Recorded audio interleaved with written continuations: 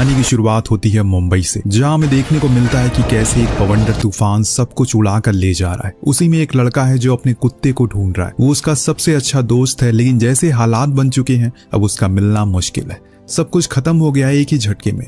इससे भी भयानक और खौफनाक मौतें तो ब्राजील के लोगों ने सहन करी।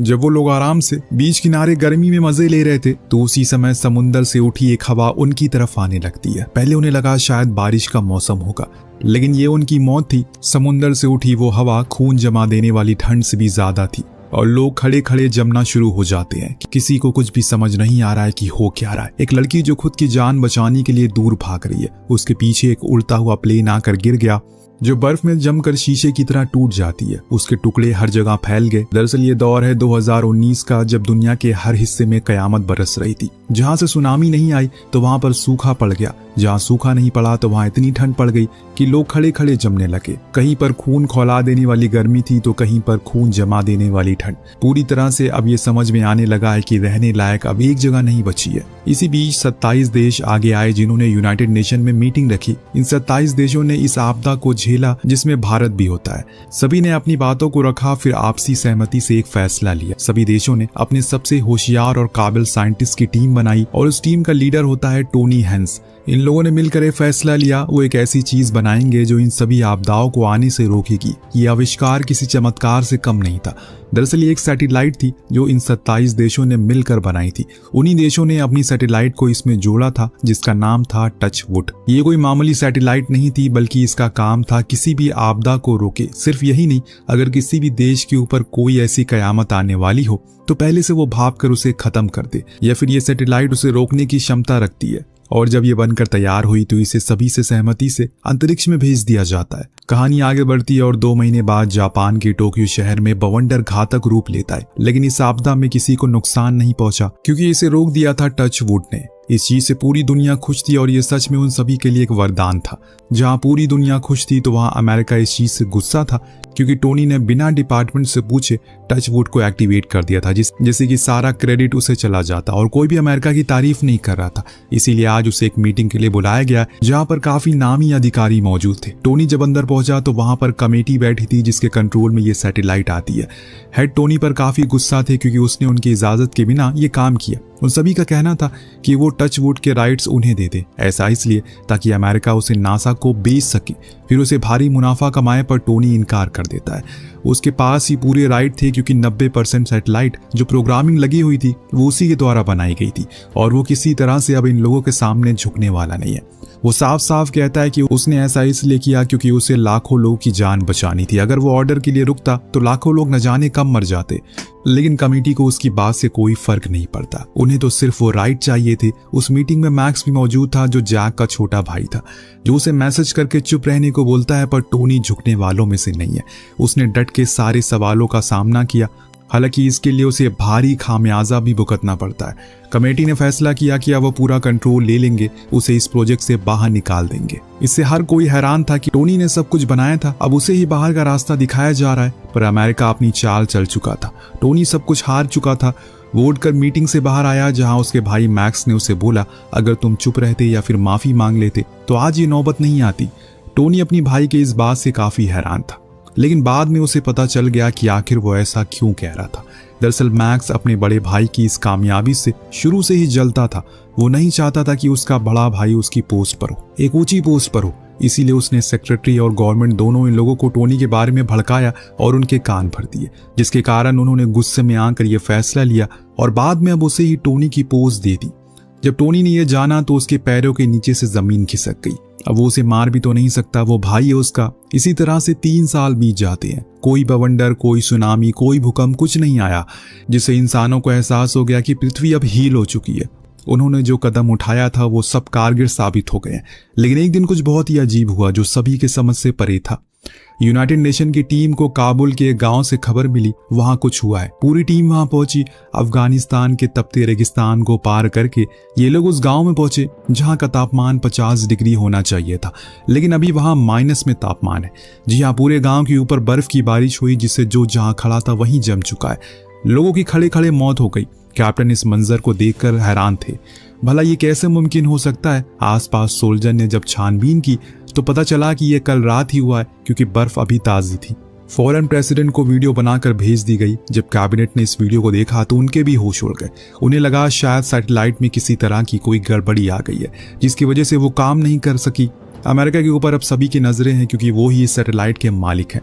मैक्स बोला कि हमें किसी को जल्द से जल्द स्पेस में भेजना चाहिए ताकि वो गड़बड़ी को ठीक कर सके, पर सेक्रेटरी ने उसकी बात को काट दिया और बोला कि ये सिर्फ जैक ही कर सकता है। उसे इस सैटेलाइट के बारे में सारी जानकारी है, वो ही इसे ठीक कर पाएगा।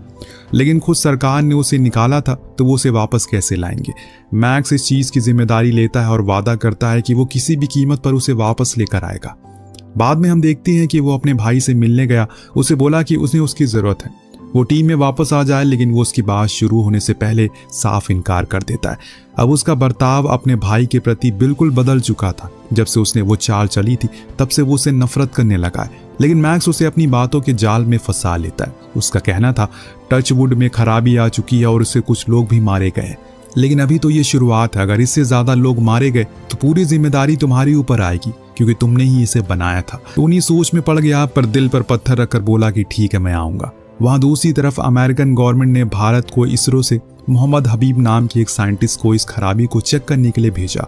तो उसने पूरी सैटेलाइट की जानकारी को एक हार्ड ड्राइव में कॉपी कर लिया, फिर उसे एक सेफ जगह पर ले जाकर रख दिया। परंतु जब वो एक पैसेज से गुजर रहा था उसी समय सारे दरवाजे अचानक से बंद हो गए। हबीब डर गया कि ये क्या हो गया। उसने तो कुछ नहीं किया, अचानक प्रेशर इतना बढ़ गया कि वहां की खिड़कियां टूट गई। तेज हवा के चलते वो वहां से उड़कर बाहर चला गया, जिससे उसकी एक दर्दनाक मौत हो गई। लग रहा है जैसे मानो ये किसी ने जानबूझकर किया, और ऐसा किसने किया ये आपको आगे पता चलेगा। फिलहाल अभी हम चलते हैं हांगकांग। गर्मी बेहद ज्यादा बढ़ गई है। जो लोग वेदर काउंसिल में काम करते हैं, जब वो कुछ सामानों को लेने के लिए ग्रोसरी स्टोर पर गए तो बार बार उसकी बिल्ली फ्रिज में जाकर बैठ जाती है और उसे बड़ा ही अजीब लगा। अंडों को लेकर जब वो बाहर आता है तो एक झटका लग गया, जिससे कुछ ही अंडे जमीन पर गिर गए और उनका वही आमलेट बन गया। इस कदर गर्मी यहाँ पर बढ़ चुकी है, लेकिन अभी तो कुछ और भी होना बाकी है। इससे पहले कि वो गाड़ी में बैठता, लोगों की चीखें सुनाई देने लगी। वहां की जमीन पर लावा बाहर आने लगा था। ऐसा लग रहा है कि वो किसी ज्वालामुखी पर खड़े हैं। अचानक तापमान 100 के पार पहुंच गया। 2 हिस्सों में जमीन बढ़ गई और बीच में से किसी गर्म तपता हुआ लावा बाहर आने लगा। लॉन ने अपनी कार को फुल स्पीड में किया और उसी लावे के बीच से होते हुए आगे आने लगा, लेकिन पीछे लोग मर रहे थे। वो चीखें उसकी कानों में गूंज रही थी। न जाने कितनी लोगों की गाड़ियां उस दरार में चली गई। ऊंची ऊंची इमारतें भी अब ताश के पत्तों की तरह गिरने लगी थी। लॉन जैसे तैसे करके ब्रिज के इस पार आ गया, जहां का तापमान एकदम नॉर्मल था। ऐसा लग रहा है कि मानो यहाँ कुछ हुआ ही ना हो, सिर्फ उसी जगह पर यह चीज हुई थी। ये खबर आग की तरह फैल गई। टोनी को इमरजेंसी में स्पेस जाने को कहा गया ताकि वो जल्द से जल्द उस गड़बड़ी को ठीक कर सके। जाने से पहले वो अपनी बेटी को गले लगाता और उससे वादा करता है कि वो जिंदा वापस आएगा, वो बस उसका इंतजार करे। रॉकेट में बैठकर वो ऊपर स्पेस स्टेशन में पहुंचा, जो उसने खुद ही बनाया था। वहां पर हर देश के लोग थे, जैसे कि आपको पता ही है, पर एक कमांडर थी जो सब कुछ संभालती है। उसने टोनी को टीम से मिलवाया। टीम को उस हांगकांग में हुई चीजों के बारे में जानकारी थी। उनका मानना था कि वो सिर्फ गैस पाइपलाइन के फटने से हुआ होगा, पर टोनी उसकी बात से सहमत नहीं था। जो चीज पाकिस्तान में बर्फ गिराने के पीछे थी, वही चीज हांगकांग में लावा उबलने के पीछे भी है। बस हमें उस चीज को ढूंढना होगा। इस बीच धरती पर मैक्स अपनी गर्लफ्रेंड सारा के साथ कुछ अच्छे पल गुजार रहा था। दरअसल सारा सीक्रेट सर्विस में थी और इन दोनों की मुलाकात व्हाइट हाउस में हुई थी। पहली बार अचानक तभी मैक्स के पास लॉन का कॉल आया, जिसने बताया कि जो हादसा उसके शहर में हुआ था वो किसी पाइपलाइन के फटने से नहीं, बल्कि टचवुड में जो गड़बड़ी आई है उसके कारण हुआ है। लेकिन मैंने जब चेक करने की कोशिश की तो किसी ने मेरा अकाउंट ही डीएक्टिवेट कर दिया। ये सुन मैक्स हैरान रह गया। जब उसने अपना अकाउंट चेक किया तो उसके साथ भी यही सेम चीज थी। उसे लगा शायद ये सरकार के किसी अंदरूनी आदमी का काम होगा, जो गड़बड़ी को छुपाने के लिए सब कुछ कर रहा था। लॉन ने कहा कि अगर ऐसा है तो ये बहुत बड़ी भूल होगी सरकार की, क्योंकि अगर कुछ बहुत बड़ी गड़बड़ी हो गई तो जियो स्टॉर्म आ सकता है, जिसमें चाहे कोई कितनी भी पावरफुल बंकर में क्यों ना हो, वो जिंदा नहीं बचेगा, सब एक झटके में खत्म हो जाएगा। मैक्स उसे शांत होने को कहता है और इतने में सारा तैयार होने लगी। उसे फौरन व्हाइट हाउस में बुलाया गया क्योंकि प्रेसिडेंट ने एक अर्जेंट मीटिंग बुलाई थी। मैक्स को बड़ा अजीब लगा, अचानक इतना भी क्या अर्जेंट है। वहां स्पेसशिप में टोनी के पास सेक्रेटरी जनरल की वीडियो कॉल आती है, जो उसे और उसकी टीम को जल्द से जल्द गड़बड़ी को ठीक करने के ऑर्डर देते हैं। साथ में जो चीज हांगकांग और काबुल में हुई थी उसके पीछे की वजह भी इकट्ठा करने को कहते हैं। टोनी उन्हें यह भी बताता है कि उनकी टीम का साइंटिस्ट मारा गया, न जाने क्या वजह थी उसकी मौत की। अब ऑर्डर मिलने के बाद टोनी पूरी तरह से सतर्क हो गया। सबसे पहले उन सारी सैटेलाइट को वो चेक करना शुरू करता है जिन्हें जोड़ा गया था। उसने सभी को बड़ी बारीकी से जांचा, किसी में कोई खराबी नहीं आई थी। तो वह मेन सैटेलाइट को चेक करने गया। उसके हाथ एक बड़ा खुलासा लगा। किसी ने इस टचवुड को कुछ इस तरह से सेट कर दिया है कि काबुल में गर्मी की जगह बर्फ गिरे तो वहीं हांगकांग में बर्फ की जगह गर्मी हो। कमांडर को समझ में नहीं आता कि ये किसका काम हो सकता है और इसके पीछे क्या मकसद है। इधर हम पृथ्वी पर देखते हैं लॉन जब अपने ऑफिस में काम कर रहा था, अचानक से सारी लाइट ऑफ हो गई। उसे आशंका हुआ जैसे कोई आ रहा हो, इसीलिए वो फौरन छुप गया। उस जगह से जब बाहर देखा तो पाया कि कुछ लोग सूट में आए हैं जिनके साथ कुछ हथियार बंद भी है। वहाँ काफी सिस्टम थे जिन्हें उन्होंने सिर्फ उसके पीसी के सारा डेटा को चुराया, फिर वहां से फौरन चले गए। लॉन को समझ आया कि ये हैकर हो सकते हैं, इसीलिए बाहर आकर उसने तुरंत मैक्स को कॉल किया जो सारा के साथ था। वो उसे कुछ घंटे में न्यूयॉर्क मिलने के लिए बुलाता है क्योंकि उसके हाथ में कुछ ऐसी चीजें लगी है जो सब कुछ साफ कर देगी। मैक्स के पीछे सारा भी थी तो वो उसे घबराया हुआ देखकर उसके साथ चलने को बोली। दोनों 4 घंटे बाद लॉन के पास पहुंचे, पर वहां जब लॉन रोड क्रॉस कर रहा था तो उसके पीछे खड़ा एक आदमी उसे जानबूझकर कार के आगे धक्का देता है, जिससे वो वहीं तड़पने लगता है। वहां इतनी भीड़ थी कि मैक्स उस आदमी को देख नहीं सका। हर तरफ अफरा तफरी मच गई। मरते मरते भी लॉन मैक्स को उन हैकर के नाम बताने की कोशिश करता है, लेकिन उसकी जबान पर वो नाम आए उससे पहले ही उसका दिल रुक गया। मैक्स लॉन की मौत से पूरी तरह से टूट चुका था क्योंकि वो उसकी आखिरी उम्मीद थी, लेकिन उससे पहले वो उसका एक अच्छा दोस्त था। उस हैकर का नाम एक राज बन के रह गया। इधर हम टोनी को देखते हैं जो अपनी टीम के साथ स्पेसशिप में हर चीज की जानकारी ले रहा है। तभी उसे इंडियन साइंटिस्ट का ख्याल आया जिसकी पिछले हफ्ते मौत हो चुकी है। उससे पहले उसे यहाँ भेजा गया था इस गड़बड़ी को ठीक करने के लिए। जब उसने उस दिन का सीसीटीवी फुटेज को खंगाला तो उसे पता चला कि हबीब ने सिस्टम के सारा डेटा को एक हार्ड ड्राइव में ट्रांसफर किया था जिसे उसने किसी जगह पर रखा था। टोनी के लिए वो हार्ड ड्राइव काफी काम की हो सकती है। वो उसे ढूंढने में लग गया, लेकिन हबीब ने वो कहाँ छुपाई है ये पता लगाने में काफी मुश्किल हो रही थी। शायद उसे पता चल चुका है कि अगर उन लोगों के हाथ ये लग गई तो पूरी दुनिया खत्म हो सकती है। काफी जद्दोजहद के बाद टोनी उस हार्ड ड्राइव को ढूंढने में कामयाब हो गया। जब कमांडर ने उसे सिस्टम में लगाया तो जानने को मिला उनके होश उड़ गए। किसी ने सैटेलाइट को हैक कर लिया और कुछ इस तरह से सेट किया है कि काबुल में बर्फ गिरे और हांगकांग में लावा। ऐसे ही बाकी देशों में भी होगा। जो चीज वहां मुमकिन नहीं है वहां वही चीज होगी। यहाँ तक कि उसने सभी अकाउंट को भी बंद कर दिया है जिन लोगों के पास इसका एक्सेस था। ये जानकारी मिलने के बाद टोनी के होश उड़ गए कि भला ये कौन कर रहा है। तभी उसके दिमाग की बत्ती जली। उसने अपने खुद के देश के प्रेसिडेंट पर शक हुआ। ये काम उन्हीं का हो सकता है। ऐसा करके वो दूसरे देशों को कमजोर करना चाहते हैं, फिर उनके ऊपर अपना कंट्रोल बनाकर इस पूरी दुनिया को कंट्रोल में लेना चाहते हैं। खैर ये तो आज के समय में भी हो रहा है। तो अब टोनी इस चीज के बारे में मैक्स को बता देता है। हालांकि उसे प्रेसिडेंट वाली बात पर तो यकीन नहीं था, लेकिन हैकर वाली बात पर उसे भरोसा था क्योंकि लॉन भी कुछ ऐसा ही बोलने की कोशिश कर रहा था। वो अपनी एक खास मित्र के पास पहुंचा जो एक काबिल हैकर थी। अब मैक्स ने उसे अपना अकाउंट जो फिलहाल उसके कंट्रोल में नहीं था, लेकिन जितनी भी चीजें उसके एक्सेस में थी उसे देखने के बाद वो साफ साफ कह देती है पूरे टचवुड को हैक कर लिया गया है। किसी ने इसके अंदर एक खास किस्म का वायरस डाला है जिसे अब सॉल्व कर पाना बेहद मुश्किल होगा। हो सकता है कि अब बहुत देर हो जाए। लड़की ने बताया कि ये किसी पॉलिटिकल पावर का हाथ है क्योंकि ये काम आम इंसान तो कभी नहीं कर पाएगा। मैक्स को ये समझने में देर नहीं लगती कि जिस चीज को किसी समय में इंसानों को बचाने के लिए बनाया गया था वो अब एक भयानक हथियार में तब्दील हो चुकी है। टोनी ने जो कुछ भी कहा था सब कुछ सच निकला। वहां टोनी के लिए मुश्किलें बढ़ती जा रही है क्योंकि अभी उसके पास एक नोटिफिकेशन आई है जिससे पता चला है कि अब टचवुड के ऊपर कंट्रोल उसका खत्म हो चुका है। यहाँ तक कि जो उसमें 27,000 छोटी छोटी मिसाइल लगी है उसे भी वो कंट्रोल नहीं कर सकता। मतलब अब साफ है तबाही आने वाली है और जल्दी ही आने वाली है। टोनी ने फौरन मैक्स को वीडियो कॉल करी और सारी चीजें समझाने की कोशिश करी। वो साफ कहता है कि इसका अभी सिर्फ एक ही उपाय है, उसे इस पूरे टचवुड को रीसेट करना पड़ेगा। ये मुमकिन ही नहीं है क्योंकि इसके लिए उसे प्रेसिडेंट की 10 उंगलियों के प्रिंट चाहिए और रेटिना स्कैन भी चाहिए। उसके बिना वो सैटेलाइट में कोई बदलाव नहीं कर सकता। पर टोनी ने बताया कि अभी तो ये मुमकिन नहीं है क्योंकि प्रेसिडेंट दौरे पर गए हैं। और जब उसने कहा कि टोनी को पूरा यकीन हो गया इसके पीछे प्रेसिडेंट का ही हाथ है क्योंकि ऐसे समय पर उन्हें कौन से देश के दौरे पर जाने की जरूरत पड़ गई जब सभी देश खुद अपनी चीजों से परेशान है। टोनी मैक्स का साथ देने को राजी हो जाता है। वो प्रेसिडेंट की हर छोटी छोटी चीजों पर नजर रखने लगता है। उसने सारा से भी मदद मांगने की कोशिश करी, लेकिन वो ये कहकर इनकार करती है कि उसे उसके भाई पर जरा भी भरोसा नहीं है। वो उसके लिए अपनी नौकरी दांव पर नहीं लगाएगी। स्पेसशिप में अब माहौल बहुत ज्यादा गंभीर हो चुका है क्योंकि एक के बाद एक अलर्ट आने लगे थे और सबसे पहला अलर्ट जो हमने देखा वो था रियो डी जनेरियो यानी कि ब्राजील, जहां लोग आराम से सनबाथ ले रहे थे कि तभी उनके सामने समुद्र पर एक ठंडी हवा का झोंका आया। ये हवा इस कदर ठंडी थी, जो लोग इसकी चपेट में आए वो सब मारे गए। तो वहीं एक तरफ मैक जो अब सीधा फ्लोरिडा पहुंचा, जहां प्रेसिडेंट की इलेक्शन स्पीच थी। हजारों की तादाद में लोग वहां मौजूद थे, सारा भी वहां थी। अब मैक्स ने सेक्रेटरी को पकड़ा और उसे विस्तार में बताया कि अब टच वुड कोई वरदान नहीं बल्कि एक हथियार बन चुका है। हमने उसे ऊपर सारा कंट्रोल खो दिया है, पूरी दुनिया के ऊपर तबाही का खतरा है, जल्दी सब कुछ खत्म हो जाएगा। सेक्रेटरी को उसकी बातों पर यकीन नहीं था, लेकिन जब मैक्स ने सारा डेटा दिखाया तो उसके होश उड़ गए, उसके चेहरे के हाव भाव बदल गए। उसने ये तक कह दिया कि ये सब अनजान ने नहीं बल्कि जानबूझकर किया जा रहा है, इसके पीछे किसी बड़ी पॉलिटिकल पावर का हाथ है। सेक्रेटरी ने हैरानी से पूछा कि आखिर तुम्हें ये सब कैसे पता चला। उसकी ये बोलने की देरी थी कि तब तक मैं समझ चुका है कि ये ही लोग इन सब चीजों के पीछे हैं, और खुद सेक्रेटरी भी समझ चुका था कि अब मैक्स उनके लिए बहुत बड़ी परेशानी बन चुका है। उसे रास्ते से हटाना होगा और इसीलिए वो उसे बातों में उलझा कर एक कमरे में ले गया।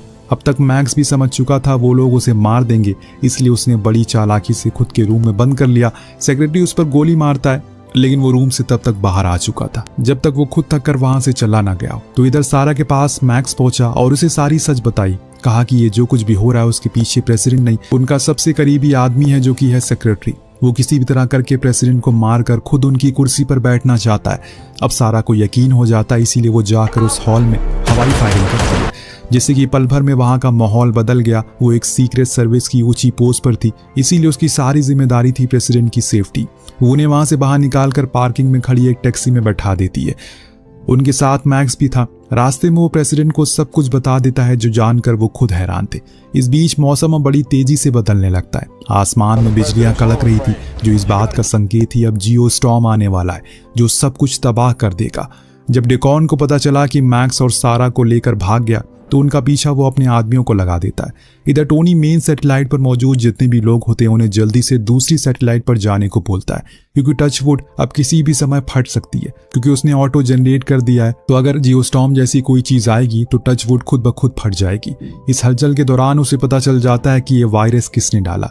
ये काम इसी स्पेसशिप में मौजूद एक इजराइल साइंटिस्ट का था, जिसको डेकॉन ने $4 बिलियन दिए थे। ये काम करके तो टोनी फौरन उसके पास पहुंचा। उससे पता चल गया इसे सच पता है, इसीलिए उसने उसके ऊपर बंदूक तान दी।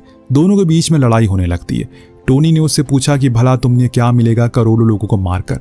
तो उसने कहा कि वो अपने देश के लिए कर रहा है, ताकि डेकॉन जब प्रेसिडेंट बने तो अमेरिका और इजराइल दोनों ही इस दुनिया पर मिलकर राज करे। अचानक तभी वहां एक खिड़की प्रेशर से फट जाती है और वो लड़का हबीब की तरह मारा जाता है। कमांडर को जब पता चला कि अब कोई चारा नहीं है, तो उसने टोनी से पृथ्वी पर चलने को कहा, ताकि वहां जाकर वो वहां के हालातों को ठीक कर सके। लेकिन टोनी ने कहा कि वो यहीं रुकेगा और इस टचवुड को ठीक करेगा। इसे उसने ही बनाया था, अब वो इसे ठीक कर रहेगा। तुम लोग जाओ। कमांडर अपनी पूरी टीम के साथ वहां से चली गई। इधर पृथ्वी पर डेकॉन अब अपने लोगों के साथ प्रेसिडेंट की कार के सामने आ गया था। उसका एक आदमी बंदूक लेकर तैयार था। इतने में पीछे से सारा आ गई। उसने डेकॉन को बंदी बना लिया। वहां प्रेसिडेंट अपनी पूरी फोर्स के साथ आते हैं और डेकॉन को मौत की सजा सुनाते हैं, क्योंकि उसने जो किया वो देशद्रोह था। इसके बाद मैक्स प्रेसिडेंट को लेकर वहां जाते हैं, जहां टचवुड का सारा सिस्टम था। प्रेसिडेंट वहां अपनी रेटिना और अपने फिंगरप्रिंट स्कैन करते हैं, लेकिन तब मैक्स बताता है कि अब इसका कोई फायदा नहीं है। उसने खुलासा किया कि उसने इस सैटेलाइट को इस तरह से डिजाइन किया था कि अगर कोई बड़ा खतरा आएगा तो वो पहले ही ब्लास्ट हो जाएगी। तो अब वो 8 मिनट में ब्लास्ट हो जाएगी, परंतु एक परेशानी है, जियोस्टॉर्म अगले 4 मिनट में आएगा।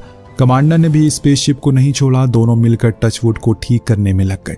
लेकिन अब दुनिया में तबाही का मंजर चालू हो गया था। टोक्यो में बर्फ के गोले बरसने लगे थे। मुंबई में बवंडर आ रहा था, जो सब कुछ उड़ा ले जाएगा।